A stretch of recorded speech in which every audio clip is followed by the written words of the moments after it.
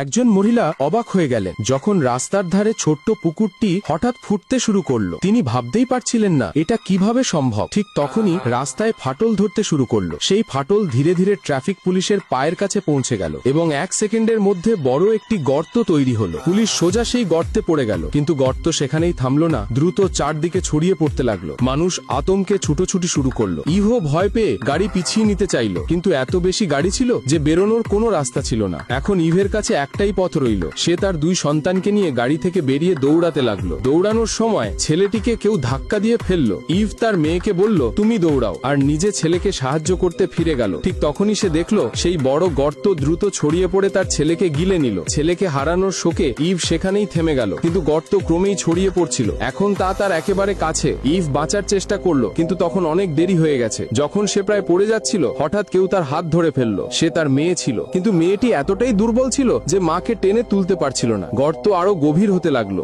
Eve বুঝতে পারলো যদি সে মেয়ের হাত না ছাড়ে তবে মেয়েও পড়ে যাবে। অত্যন্ত যন্ত্রণাময় মনে ইভ মেয়ের হাত ছেড়ে দিল এবং নিজেই গর্তে পড়ে গেল। কিন্তু মাটিতে পড়ার বদলে সে নিচে এক উজ্জ্বল আলো দেখতে পেল। সোজা সেই আলোয় সে মিলিয়ে গেল। চোখ খুলে দেখে সে এক ঘন অচেনা জঙ্গলে রয়েছে। যে পথ দিয়ে সে এসেছিল এখন তা আকাশে ভাসছে। ইভের হাতে সময় ছিল না, তাকে তো ছেলেকে খুঁজে বের করতে হবে। সে ফোনে কল করার চেষ্টা করলো, কিন্তু কোনো নেটওয়ার্ক ছিল না। তবুও সে থামলো না। দূরে জঙ্গল থেকে ধোঁয়ার উঠতে দেখলো আর সেদিকেই দৌড়ালো। যখন পৌঁছালো দেখে এক খোলা মাঠে অনেক মানুষ জড়ো হয়েছে। সবাই সেই গর্তে পড়ে এসেছিল। সেখানেই তার ছেলেকেও পেল। মা ছেলে একে অপরকে দেখে আনন্দে ভরে উঠল। ঠিক তখনই জঙ্গল থেকে এক বিশাল নেকড়ে বেরিয়ে এলো। সে মাঠে থাকা মানুষদের দিকে ছুটে গেল। সবাই আতঙ্কে দৌড়াতে লাগলো। পেছন থেকে আরো কয়েকটি নেকড়ে মাঠে ঢুকে পড়লো। তারা মানুষদের আক্রমণ করতে শুরু করলো। কিছু লোক লড়াই করার চেষ্টা করলো, কিন্তু টিকতে পারলো না, মারা গেল। এই বিশৃঙ্খলার মধ্যে এক নেকড়ে ইভের ছেলের উপর ঝাঁপিয়ে পড়লো। সে ইতিমধ্যেই তাকে ফেলে দিয়েছিল। ইভ পাশে থাকা একটি পাথর তুলে নেকড়ের দিকে ছুঁড়ে মারলো, কিন্তু এতে নেকড়ে আরো রাগে ফেটে পড়লো। ঠিক তখন এক ব্যক্তি বন্দুক দিয়ে নেকড়েকে মেরে ফেললো।